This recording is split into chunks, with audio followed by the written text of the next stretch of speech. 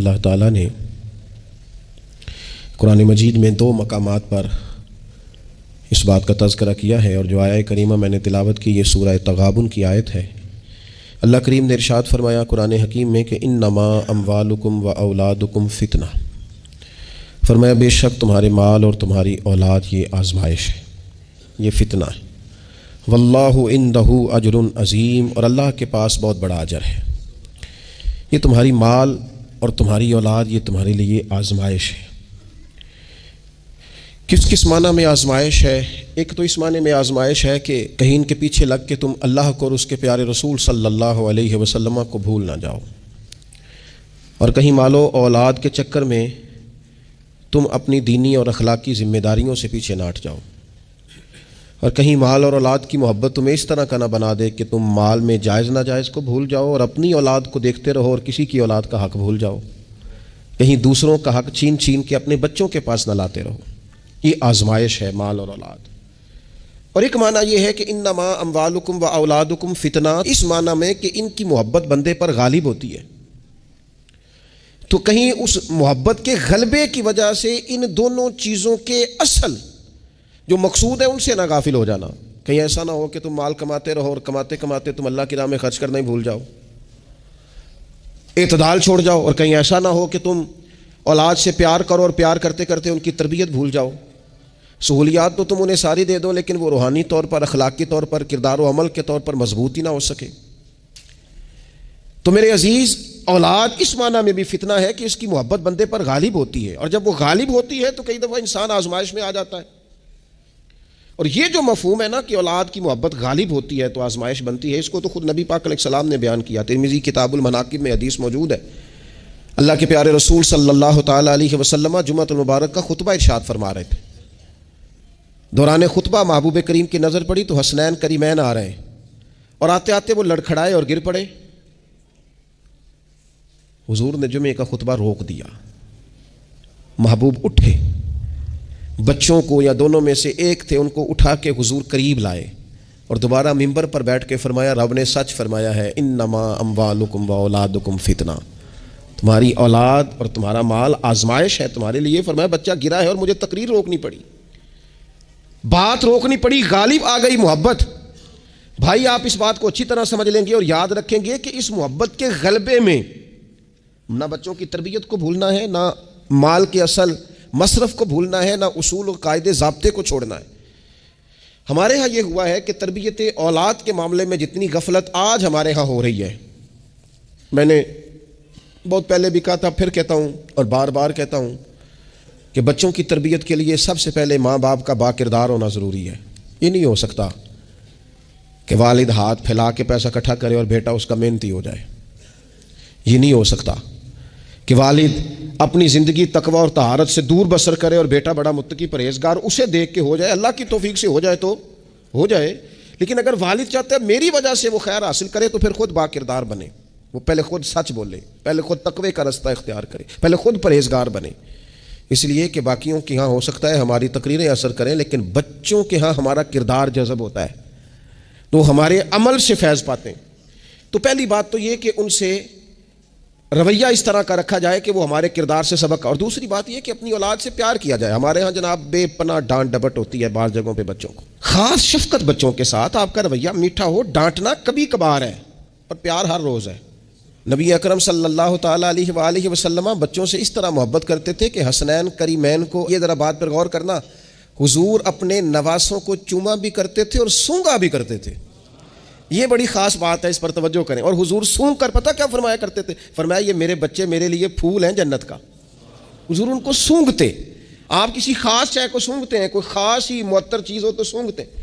حضور نے یہ جو ایک خاص انداز اپنی اولاد کے لیے کیا اور ہمیں حضور نے ہمارے لیے نمونہ چھوڑا، یہ سمجھنے کی بات کہ ان کے ساتھ اتنی دلچسپیاں کہ جس طرح ایک خوبصورت پھول کو سونگا جاتا ہے اس طرح انہیں سونگا جائے، بچوں سے پیار کیا جائے۔ کچھ مطلب والد صاحب کہتے ہیں او جی میری نہ پھر پتر تو پتہ ہے نا میری پھر طبیعت کوڑی ہے۔ اچھا جی کیوں کڑوی ہے؟ آپ مرچیں کھاتے ہیں؟ کیوں کڑوی ہے بھیا آپ کی طبیعت؟ وجہ کیا ہے؟ آپ کی طبیعت کسی مالدار کے سامنے تو کڑوی نہیں ہوتی، آپ کی جو فیکٹری کا آفیسر ہے اس کے سامنے، مالک کے سامنے تو آپ کبھی کڑوے نہیں ہوئے. یہاں کل آ جائے کوئی امیر آدمی، کوئی سیاستدان، تو آپ بڑے میٹھے ہوتے ہیں، ہار لے کے کھڑے ہوتے ہیں. وہ 6 گھنٹے بھی لیٹ ہو تو آپ کے چہرے پر بل نہیں آتا.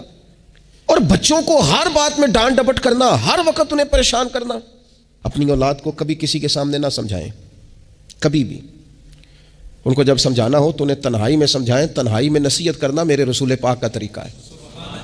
میری گزارش ہے کہ ایک بیٹے کو دوسرے بچوں کے سامنے بھی نہ سمجھائیں، ان کی عزت نفس کا خیال کریں. کبھی بھی اپنے بچوں کو دوسروں کے بچوں کی مثالیں نہ دیں. فلانے کا بچہ ادھر چلا گیا، بھئی آپ کیوں کمپیریزن کرتے ہیں کسی کے ساتھ؟ اگر ان کو کبھی مثال دینی پڑے تو یہاں حضرت اسامہ بن زید کی دینا. اگر کبھی مثال دینی پڑے تو حضرت معوذ اور معاذ کی دینا. اب کبھی مثال دینی پڑے ان کو تو حضرت عبداللہ بن زبیر کی دینا. اور جب زیادہ کلیجے ٹھنڈے کرنے ہوئے تو پھر امام حسن اور حسین کی مثال دینا. لیکن یہ کیا بات ہوئی، فلانے کا بچہ دولت مند ہو گیا تو پیچھے رہ گیا؟ کیا بات کرتے ہیں آپ؟ آپ کے بچے کی عزت نفس ہے، وہ وقار رکھتا ہے، وہ سوچ رکھتا ہے. اور میرے نبی پاک نے فرمایا اپنی اولاد کی عزت کرو. کس کی؟ ہاں، اپنے بچوں کو اکرام دو. ہر وقت ایک بزرگ کے پاس لوگ اپنا بچہ دم کرانے آئے تو ماؤں کی طریقہ ہوتا ہے بات کرنے کا. اس نے آ کے کہنا شروع کر دیا، پہلے سارے ٹھیک تھے، سمجھدار بھی تھے، بات میں مانتے تھے، یہ ضدی بھی ہے، نکما بھی ہے، نکھٹو بھی ہے، لڑتا بھی ہے. تو بزرگ کہنے لگے میں دم کر دیتا ہوں، لیکن میری بہن اس بوڑھی عورت کو فرمانے لگے یا اس کے باپ کو کہ بھائی آپ یہ جتنی باتیں آپ نے کی ہیں نا، کیا یہ اچھا ہوتا آپ اس کے سامنے نہ کرتے. یہ لفظ آپ یوں ادا نہ کرتے. آپ تو اسے پکا کر رہے ہیں کہ تو ضدی ہے. آپ تو کنفرم کر رہے ہیں کہ تو لڑاکا ہے. آپ کنفرم کر رہے ہیں کہ یہ نافرمان ہے. کیوں آپ نے اس کے سامنے یہ باتیں کی؟ یہ آپ کو اگر کرنی تھی، کوئی دعا چاہتے تھے آپ اس کے لیے، تو آپ تنہائی میں مجھ سے بات کرتے. آپ اسے پکا کرا رہے ہیں کہ جس طرح کا میں کہہ رہا ہوں تو یہ بچے کا ذہن بن جاتا ہے. جو اسے بار بار کہا جاتا ہے نا، اس کا ذہن بن جاتا ہے میں ہوں اس طرح کا، مزاج اس طرح کا. اسے کبھی پکا نہ کریں، اسے تسلی دیں، اسے تشفی دیں، اس کی ڈھارس بندھائیں، اس سے پیار کریں، اس کے ساتھ محبت کریں. اسے آپ اس طرح کا رویہ دیں کہ بچہ آپ پر اعتماد کرے. آپ کو پتہ ہے یہ جو بہت سارے بچوں کے ساتھ خدا نہ خواستہ کوئی اپنا بیگانہ کسی قسم کی کوئی زیادتی کرنے لگ جاتا ہے، وہ گھر کیوں نہیں بتاتے؟ وہ کسی جبر کا شکار ہوں یا کسی بلیک میلنگ کا شکار ہوں، وہ اپنے گھر میں کیوں ڈسکس نہیں کرتے؟ گھر والوں نے پریشر اتنا زیادہ ڈالا ہوا ہے. ان رویوں سے باہر آئیں آپ، اور زندگی کو اس خوبصورتی کے مطابق آپ کا بچہ آپ پر اعتماد کرے، وہ آپ سے کہہ سکے، وہ آپ کو اپنا دکھ بتا سکے. اس کو پتا ہو کہ ہر معاملے میں میری غلطی نہیں نکالی جائے گی. اسے پتا ہو کہ میں جب کوئی بات کروں گا تو میری سنی جائے گی، گھر کے اندر میری رائے کو اہمیت دی جائے گی.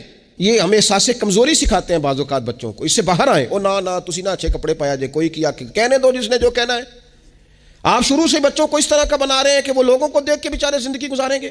کیوں اس احساس محرومی کا ہم اپنی اولادوں کو شکار کرتے ہیں؟ وہ باپ کے ساتھ وقت گزاریں. میں جی مصروف بڑا ہوں، تو زیادہ مصروف ہے یا رسول پاک زیادہ مصروف ہے؟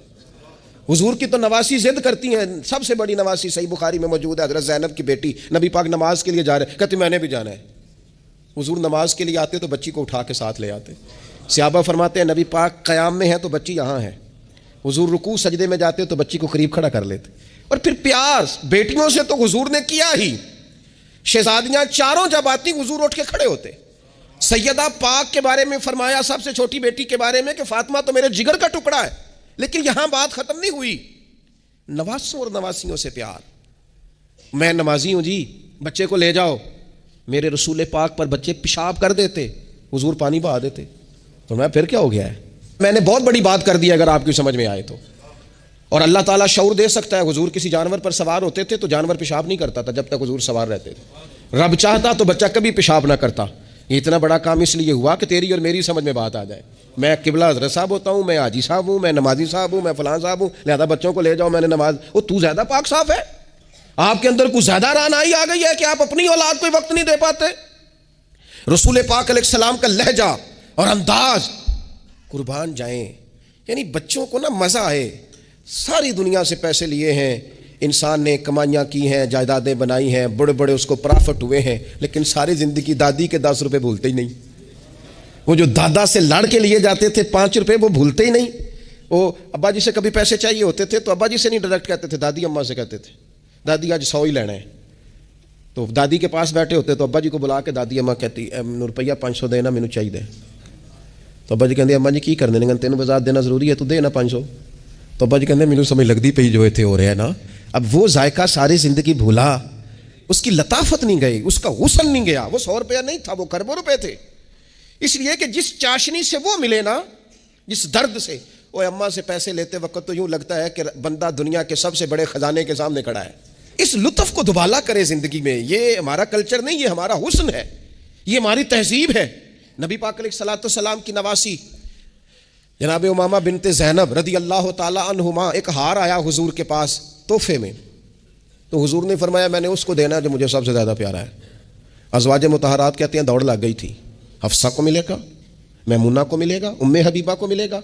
سیدہ عائشہ صدیقہ کہتی ہیں میرے دل میں بڑی بات تھی کہ اگر کسی اور کو مل گیا نا تو میں تو سمجھتی ہوں کریم سب سے زیادہ محبت ہی مجھ سے کرتے ہیں. کہتے ہیں یہ بات چل رہی تھی اور وہ جو تھوڑی دیر کے لیے وہ انتظار تھا کہ کس کو ملے گا, تو وہ انتظار بڑا حسین بڑا خوبصورت تھا, اس میں بڑی رعنائی تھی. لیکن قربان جائیں نبی کریم نے فرمایا میں تو اپنی بڑی نواسی جناب زینب کی بیٹی امامہ کو دوں گا. اور حضور نے وہ ہار لا کے انہیں اپنے دستے مبارک سے پہنایا. اور میں کتنا پیارا لگ رہا ہے میری بیٹی کو. تھوڑا سا نا اپنے رویے میں وسعت. بچوں کو ہماری حاجت ہے اور ہمیں دولت کی حاجت ہے, ہمیں پیسوں کی حاجت ہے. ہمارا گاہک آ جائے تو بچے کو تھپڑ مارنے سے باز نہیں آتے. 2 4 5 منٹ کی مصروفیت ہے کسی بندے کی تو وہ کیا کہے گا کہ لو جی بچہ آ گیا ہے. تو بچے کے ساتھ کھیلنا, بچے سے او سنو یار حد ہو گئی. نسائی میں موجود ہے, سیاستہ کی روایت. نبی پاک نے سجدہ لمبا کر دیا نہ, میں اس سے بڑی بات نہیں آپ کو سنا سکتا. لمبا سجدہ ہو گیا, لمبا. صحابہ فرماتے پریشان ہو گئے اور طویل سجدہ رسول پاک نے فرمایا سجدہ. صحابہ فرماتے ہیں جب رسول پاک علیہ الصلوۃ والسلام نے نماز کی تکمیل کی تو 2 باتیں ہم نے عرض کی حضور. ایک تو ہم پریشان ہو گئے تھے کہ کوئی ایسی بات نہ ہو گئی ہو, خدا نخواستہ کوئی ناخوشگوار بات, اللہ کے حکم نے بھی آنا ہے, آپ نے ہمیں بتایا ہے. اور دوسرا ہمارا خیال تھا کہیں وحی تو نہیں نازل ہونی شروع ہو گئی. کئی دفعہ وحی آتی ہے تو دیر تک محبوب ایک حالت میں رہتے ہیں, ان 2 میں سے کوئی ایک ہوگی. تو حضور نے فرمایا یہ دونوں نہیں تھی. یا رسول اللہ پھر کیا تھا؟ فرمایا وہ میرے بیٹوں میں سے نا, حسن اور حسین میں سے ایک میرے کندھے پہ سوار ہو گیا تھا. اور یہ لفظ ہے حدیث پاک میں سیاستہ میں, فرمایا مجھے اچھا نہیں لگ رہا تھا کہ میں بچے کو اتاروں گا تو وہ ذرا ناگوار محسوس کرے گا. حضور آپ رسول ہیں اور نماز اللہ کی, اور اس دوران بھی بچے کی چاہت کا خیال. تیری صورت تیری سیرت زمانے سے نرالی ہے, تیری ہر ایک ادا پیارے ادائے بے مثالی ہے, بے مثالی ہے تیری ادائیں. فرمایا بچہ کہیں اسے کوئی, تو بچوں کے احساس ہی نہیں ہے. آپ نے جب چاہا ڈانٹ دیا, آپ نے جب چاہا جو مرضی کر دیا. ابا جی کا ڈنڈا گھر میں لٹکنا چاہیے, حکم ہے, لیکن ابا جی کو ماتھا بھی تو بار بار چومنا ہے نا. سختی تو کبھی کبھی ہے اور محبت بار بار ہے. تو جو بار بار کام ہے اس کا عادی ہونا چاہیے کہ جناب وہ چپ کر دو, تمہارا ابا آ گیا, ابا جی آئے کہ ہٹلر آ گیا گھر میں. یہ کیا بات ہوئی بھائی؟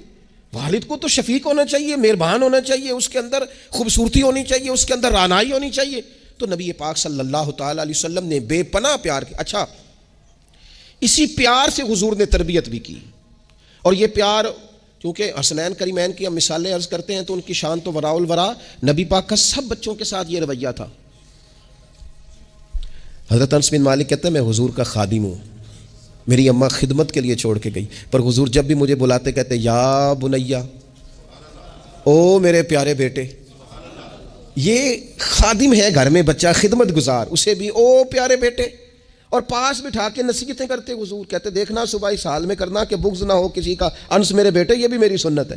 حضرت ام خالد رضی اللہ تعالیٰ عنہ کہتی میں چھوٹی سی تھی, میں نے زرد رنگ کی قمیض پہنی تھی, میرے ابا جی مجھے حضور کے پاس لے گئے. کہتی کوئی عجیب ہی نور والا ماحول تھا, میں پہنچ گئی تو حضور میرا کرتا دیکھ کے نا تو کہنے لگے کتنی پیاری لگ رہی ہے بیٹی.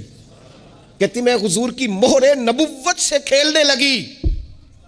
میرے ابا جی مجھے کہنے لگے ادھر ہٹ, یہ کیا کر رہی ہے؟ تو حضور فرمانے لگے ٹھہر جانا, بچے تو بچے ہی ہوتے ہیں, اسے کھیلنے دے. میں کھیلتی رہی اور حضور مجھے دعائیں دیتے رہے. کہا اللہ کرے تو یہ کپڑا پرانا کرے. کیا مطلب کہ اللہ کرے تیری عمر دراز ہو, اللہ تجھے بیٹا لمبی عمر عطا کرے. حضور بچوں کے ساتھ محبت کرتے, ان سے پیار کرتے, ان کے ساتھ رسول پاک علیہ السلام کا خاص شفقت کا معاملہ. ان کو ضرورت ہوتی ہے ہماری, ان کو حاجت ہوتی ہے ہماری, لیکن ہمارے لہجے کی تلخی, ہمارے لفظوں کی ترش روئی, کام کے نام پر, سنوارنے کے نام پر. اور پھر آپ کو پتہ ہے یہ جو بچوں میں عدل کرنے کا کیوں کہا گیا بھلا, کہ اپنی اولاد میں عدل کرو. فرمایا حضور نے اللہ سے ڈرو اور اولاد میں انصاف کرو. کیوں کہا گیا؟ وہ اس لیے کہا گیا کہ ایک بچے سے آپ پیار کر رہے ہیں تو دوسرا بھی آپ کے بارے میں اتنا ہی جذباتی ہے. وہ آپ سے اتنی ہی محبت کرتا ہے.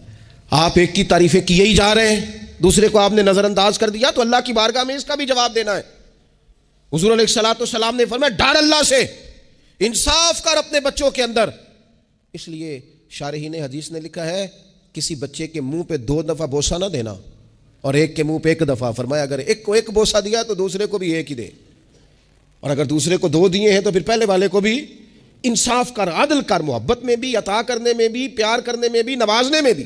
ہر لحاظ سے باپ کی ذمہ داری ہے, ماں کی ذمہ داری ہے کہ وہ انصاف کا ترازو تھامے, ورنہ حساب صرف نمازوں کا نہیں ہوگا, محبتوں کا بھی ہوگا. حساب صرف زکاتوں کا نہیں ہوگا, تیری الفتوں کا بھی حساب ہوگا. حساب صرف تجھ سے تیرے روزے حج زکات کا نہیں لیا جائے گا, تیری توجہات کا بھی حساب ہوگا قیامت کے دن, کہ یہاں ہونی چاہیے تھی کیوں نہیں تھی, ادھر زیادہ کیوں تھی, ادھر زیادہ کیوں نہیں تھی. اس لیے اپنی مرکزی حیثیت کو ہمیشہ سمجھیں, جانیں. اپنی زندگی میں ان کے لیے تھوڑا دل بڑا کریں, گنجائش پیدا کریں. ان کو ہماری حاجت ہے. ہماری مصروفیات نے, ہمارے کاروبار نے, ہمارے تعلقات نے ہمارے بچوں سے ان کا بچپن چھین لیا ہے. ہم وہ ساری, آپ نے وہ حدیثیں سنی ہیں تو کس لیے سنی ہے؟ یہ صرف شان امام حسنین نہیں ہے, یہ تعلیم امت بھی ہے کہ نبی پاک علیہ السلام نے کندھے پہ بٹھایا ہوا ہے امام حسن اور حسین کو, کندھوں پہ.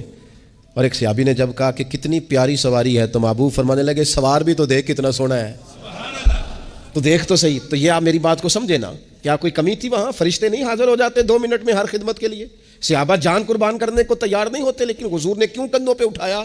تاکہ مجھے تجھے سمجھ آ جائے کہ بچوں کو کندھوں پہ اٹھانا بھی کوئی کمال ہے. تو اپنی زندگی میں وہ خوبصورتی, اور پھر نبی پاک علیہ الصلوۃ والسلام بچوں کی تربیت جب کرتے تو بڑے خوبصورت انداز میں. آپ کو پتہ ہے صحابہ فرماتے ہیں بچے کھیل رہے ہوتے تھے تو حضور جب گزرتے تھے تو بچوں کو السلام علیکم کہتے تھے.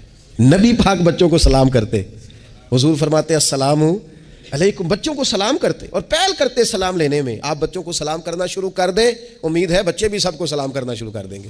لیکن یہ شکوہ کرنا کہ لو جی میں اتنا بڑا بزرگ آدمی ہوں, میں اتنا بڑا پڑھا لکھا ہوں, میری یہ شخصیت ہے, آپ نے مجھے سلام ہی نہیں کیا, یہ تو مفت کا رٹا ہے. حضور بچوں کو سلام کرتے تاکہ بچوں کو السلام علیکم کی سمجھ آ جائے. یہ بچوں کو سکھائیں, انہیں یاد کرائیں, اور اس کا طریقہ یہ ہے کہ آپ ان کو سلام لینے میں پہل کریں, آپ ان کو سلام کہیں. ہاں, سکھانے کے لیے آپ ان سے مطالبہ کر سکتے ہیں کہ یار میں نے سلام کہا ہے, تمہیں جواب دینا چاہیے تھا, ہم نے کیوں نہیں دیا, تاکہ ان کو سمجھ آ جائے کہ یہ السلام علیکم اور وعلیکم السلام یہ ایک سنت ہے. پھر اللہ کے پیارے رسول صلی اللہ تعالیٰ علیہ وسلم بچوں کو چھوٹی چھوٹی چیزوں کے آداب سکھاتے. حضور تشریف فرما تھے تو ایک بچہ اندر آ گیا, السلام علیکم کہہ کے داخل ہو گیا, تو محبوب کریم نے بڑی محبت سے بڑے خوبصورت لہجے میں فرمایا بیٹا واپس جاؤ, پہلے اجازت لو, پھر سلام لو, جب اجازت مل جائے پھر اندر آنا. اس لہجے میں اتنی خوبصورتی تھی کہ اس بچے کے دل کی گہرائی تک میں سمجھتا ہوں بات اتر گئی ہوگی. وہ واپس گئے, انہوں نے جا کے اجازت مانگی, اجازت ملی, اور سلام لے کے وہ دروازے رسول پہ حاضر ہو گئے. بچوں کے ساتھ خاص محبت, خاص دلچسپی. ایک دفعہ میں حرمین شریفین حاضر تھا, میرے بالکل سامنے اگلی صف میں نماز کا ٹائم ہو جاتا ہے جب, تو آہستہ آہستہ لوگ زیادہ آنے شروع ہو جاتے ہیں, تو زیادہ رش ہو رہا تھا, لوگ زیادہ جمع تھے. تو ایک بزرگ تھے, تو وہ اپنے داماد سے, ان کی گفتگو سے اندازہ ہوا, میں نے کان تو نہیں لگائے ہوئے تھے لیکن بزرگ غصے میں بول رہے تھے تو بول ہی اونچا رہے تھے ذرا.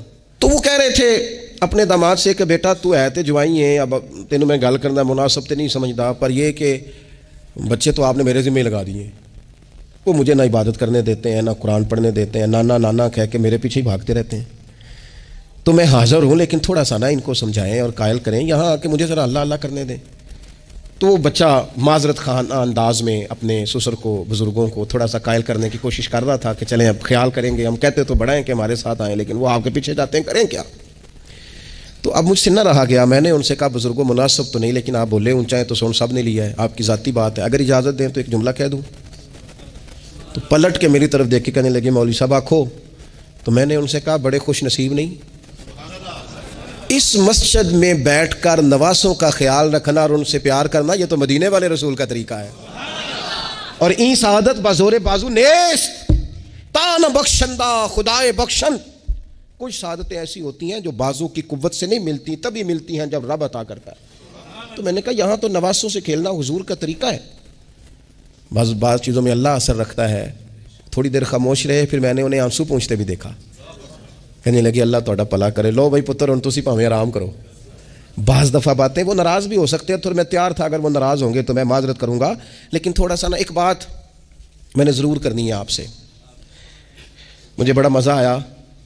مجھے پتہ نہیں اب وہ کالم نویس زندہ ہیں کہ نہیں. عبد القادر حسن ہوتے تھے, انہوں نے ایک بات لکھی تھی, مجھے بڑی یاد رہ گئی, اور جس دن میں نے پہلی دفعہ پڑھی تھی میں رویا بھی بڑا. وہ کہنے لگے ایک دفعہ گورنر مدینہ نے حکم دیا تھا کہ چھوٹے بچے لوگ مسجد میں لے کے آتے ہیں روضہ رسول صلی اللہ علیہ وسلم پر, تو بچے قالین خراب کر دیتے ہیں, مختلف قسم کی چیزیں گرا دیتے ہیں. تو اس طرح کریں کہ بچوں کو منع کیا جائے, اور کم از کم مقامی لوگوں کو ضرور منع کیا جائے کہ وہ بچوں کو لے کے نہ آئے.